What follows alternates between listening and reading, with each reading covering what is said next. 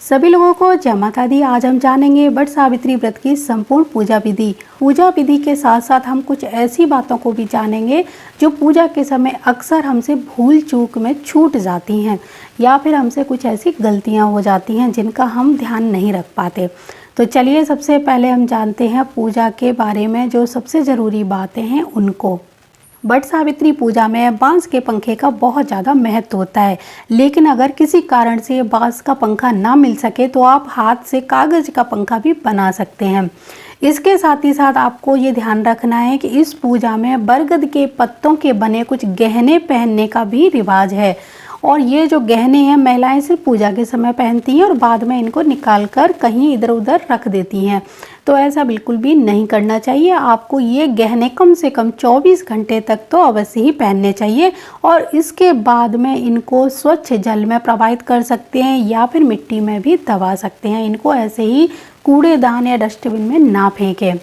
इसके साथ एक चीज़ और ध्यान रखें कि कच्चा सूत कई लोगों को नहीं मिल पाता, ऐसे में वो लोग मौली का भी प्रयोग कर सकते हैं। जिन लोगों के घर के आसपास बरगद का वृक्ष नहीं है और वो लोग वृक्ष की एक टहनी मंगाकर उसकी पूजा करने वाले हैं तो उनको ये चीज़ का ध्यान रखना चाहिए। बरगद की जो भी आप टहनी पूजा में यूज़ करने वाले हैं वो जो बरगद का वृक्ष है वो कई साल पुराना होना चाहिए, उस पर फल लगे होने चाहिए, तभी इस पूजा का बहुत अच्छा प्रभाव देखने को मिलता है। कम से कम 5 फल अवश्य होने चाहिए, नहीं तो 3 फल हों तब भी आप पूजा कर सकते हैं। लेकिन जो बाल वृक्ष होता है यानी बहुत छोटा वृक्ष है उसकी टहनी ना मंगाएं, उसके गमले के साथ ही पूजा करें तो ज़्यादा अच्छा है, क्योंकि इस दिन बरगद के वृक्ष की बरगद के पेड़ के नीचे ही पूजा करनी चाहिए। मजबूरी बस आपको टहनी की पूजा करनी हो तो इन बातों का ध्यान रखें। और पूजा के बाद उस टहनी का अनादर नहीं करना है, यानी आज पूजा की और अगले दिन आपने उसको इधर उधर फेंक दिया, ऐसा नहीं करना चाहिए। आपको उसको स्वच्छ जल में प्रवाहित करना है या फिर मिट्टी में दबा देना है। और एक सबसे महत्वपूर्ण बात ये कि कोई महिला गर्भवती है और गर्भावस्था में वट वृक्ष का व्रत रखकर पूजा करने वाली हैं, उनको वट वृक्ष की फेरी नहीं लगानी चाहिए। आप फेरी ना लगाकर वहीं बैठकर हाथ जोड़कर मानसिक रूप से फेरी लगा सकती हैं, लेकिन आप वट वृक्ष की फेरी ना लगाएं, क्योंकि शास्त्रों में इस तरह की मान्यता है जब भी कोई महिला गर्भवती हो तो उसको किसी भी वृक्ष की या फिर अग्नि की फेरी नहीं लगानी चाहिए। तो इस बात का आपको ध्यान रखना है। फेरी आप 5, 7, 11, 21, 108 जितनी भी सामर्थ्य हो उतनी लगा सकती हैं जब आप गर्भवती नहीं हैं। तो ये कुछ बातें थी जो मैंने आपको बताई। इसके साथ ही साथ हम पूजा की जो विधि है वो जानेंगे और बीच बीच में कुछ ऐसी ही बातें मुझे याद आएंगी तो आपके साथ शेयर जरूर करूँगी। आप में से बहुत सारे लोग ये बात नहीं जानते होंगे कि ज्येष्ठ मास में जो वट सावित्री व्रत किया जाता है वो 2 बार किया जाता है। एक किया जाता है ज्येष्ठ अमावस्या को और दूसरा किया जाता है ज्येष्ठ पूर्णिमा को। उत्तर प्रदेश, मध्य प्रदेश, दिल्ली, हरियाणा और पंजाब में जेठ मास की अमावस्या को ये व्रत किया जाता है और गुजरात और महाराष्ट्र में ज्येष्ठ पूर्णिमा के दिन ये व्रत रखा जाता है। तो आपके यहाँ पर जिस दिन भी ये व्रत रखा जाए उस दिन इसी विधि विधान से आपको पूजा करना है। आइए जानते हैं वट सावित्री व्रत की पूजा किस प्रकार से करनी चाहिए। जो लोग पहली बार व्रत रखने जा रहे हैं और जो पूजा करने वाले हैं वो अपने यहाँ की ही रीति रिवाज को फॉलो करें। इस व्रत में पूजा होने तक निर्जल व्रत रखा जाता है। तो आपके यहाँ पर जैसी भी पूजा होती हो, जो भी रिवाज हो, अपने यहाँ की ही रिवाज को फॉलो करें।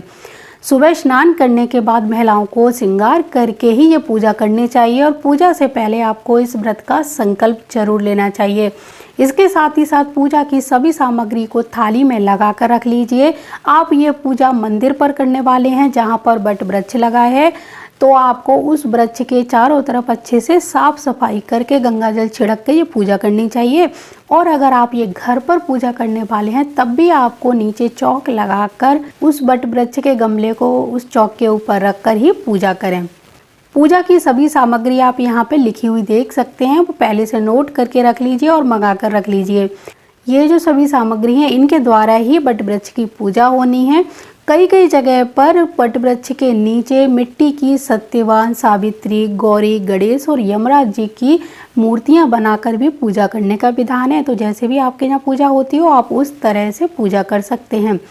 बट वृक्ष को जल से सींचना है, पूजा की सारी सामग्री चढ़ानी है। इसके साथ ही साथ आपने गौरी गणेश मिट्टी की जो प्रतिमाएं बनाई हैं उनका भी पूजन करना है। यहाँ पर आपको ध्यान रखना है 16 श्रृंगार लाल वस्त्र में पूजा करें। आप काले, नीले, ग्रे कलर के कपड़े पहनकर ये पूजा ना करें। पूजा हमेशा सिर ढककर करनी चाहिए और इस पूजा में अंकुरित भीगे हुए चनों का विशेष महत्व होता है। ऐसा माना जाता है कि ये चने हमारी वंश बेल को आगे बढ़ाने में बहुत ही ज़्यादा सहायक होते हैं, तो इनको ज़रूर रखिए।